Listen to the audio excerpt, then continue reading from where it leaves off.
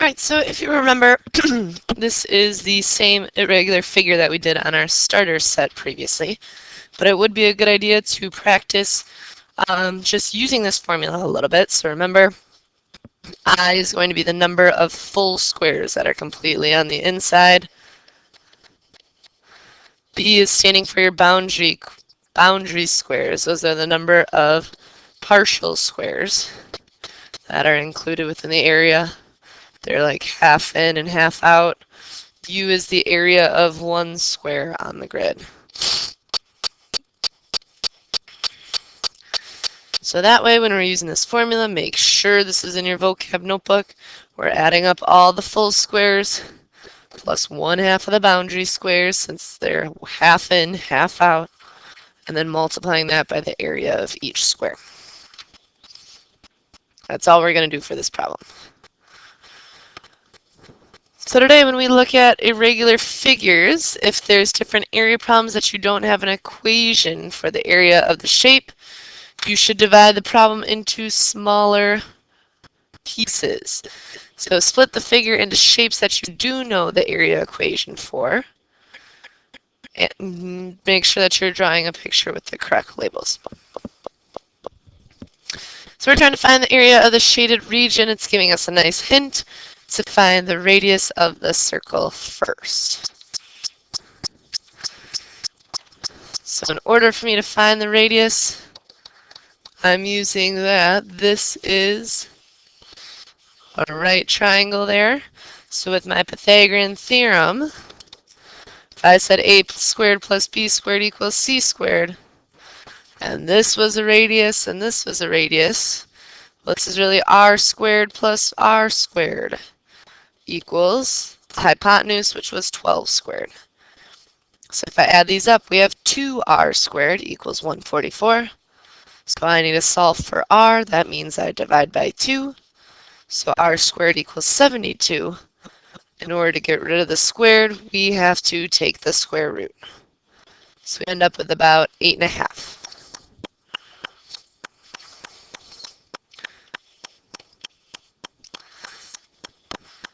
All right, so we found the radius. That helps us because we're going to take and find the area of this sector.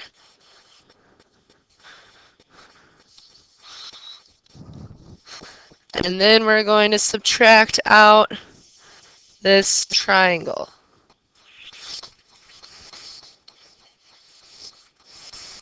So that's our big goal here for this problem.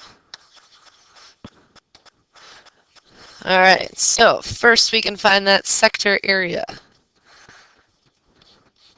That means we're taking x over 360. Since it's a right angle, we're using 90 over 360.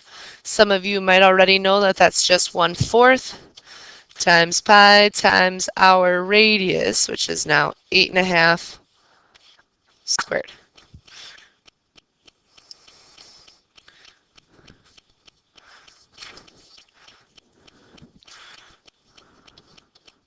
So when we type that all into our calculators, this is really 56.7 for the area of the sector. Then we can find the area of the triangle using 1/2 times the base times the height. While the base and the height were the radius, they are both congruent.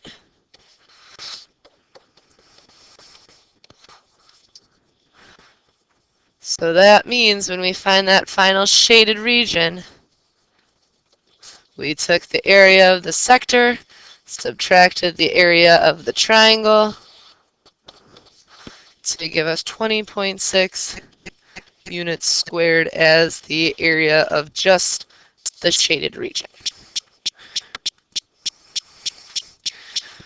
So then for number 2, we're trying to figure out which has a larger area. If you had a square with a perimeter of 20 centimeters or a circle with a radius of 3 centimeters. So we're supposed to justify our answer with work, show which formulas you're using. We can sketch a picture as well to make sure that we label the significant measurements. So if I'm starting with the square, and they told me the perimeter is 20, since all 4 sides add up to 20, I'm going to divide by 4. Each side is really 5 here. So in my square, I can take base times height. Since my base and my height are perpendicular, I'm using the 5 and the 5 to get 25 centimeters squared.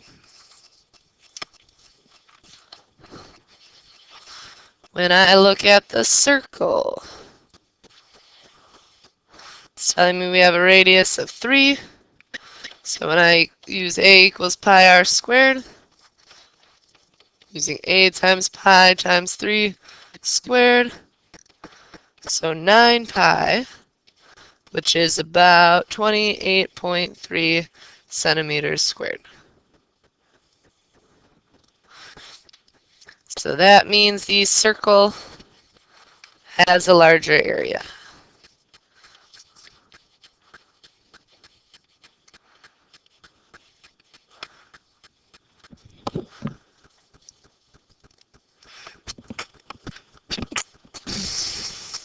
Okay, so we're trying to find, excuse me, the area of the figure below. Obviously, this isn't one of our normal quadrilaterals, one of our normal shapes that we have an area formula. So let's split this up into shapes that we could find the area of. So here's my shape 1. This is just a rectangle. I'm using the base times the height. In this case, my base is 13. My height is 4 since they're perpendicular. That leaves me with 52 feet squared there. For shape 2, I could say we're using this parallelogram. I'm sorry, trapezoid. We're using this trapezoid here. It gets a little trickier because I don't know any of those side lengths. In order for me to find this side here, I'm going to take this whole length of 13 and subtract this piece here, which was 6. So one base is really 7. When I look at my other side, if this whole length is 20, but part of it was 10, I'm going to take 20 minus 10 to leave me with 10 for the second base. And on the bottom here, if the whole piece is 18,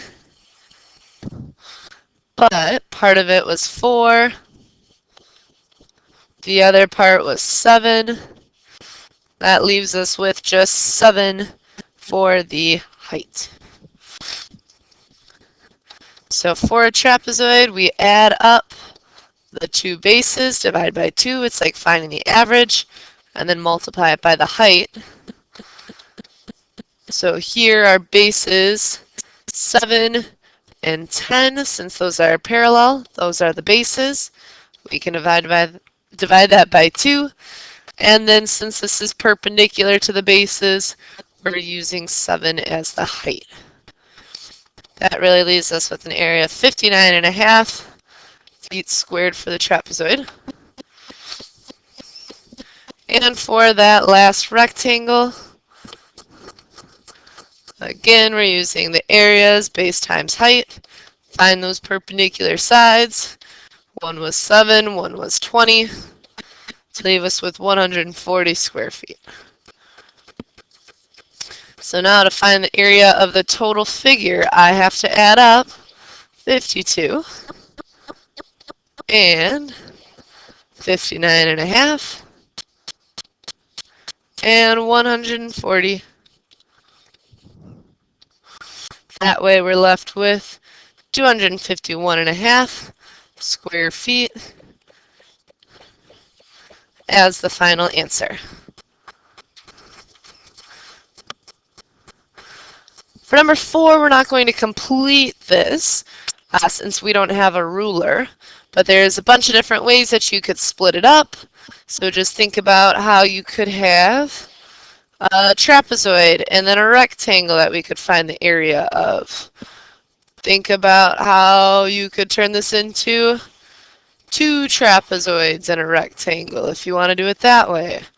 Or you could split it up into,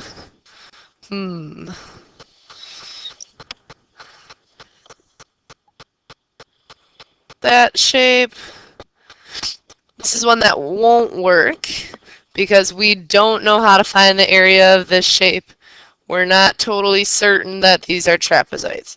So there's only a couple ways that you could do this, but then you could find the appropriate measurements as long as you're breaking it up into shapes that you know the area of.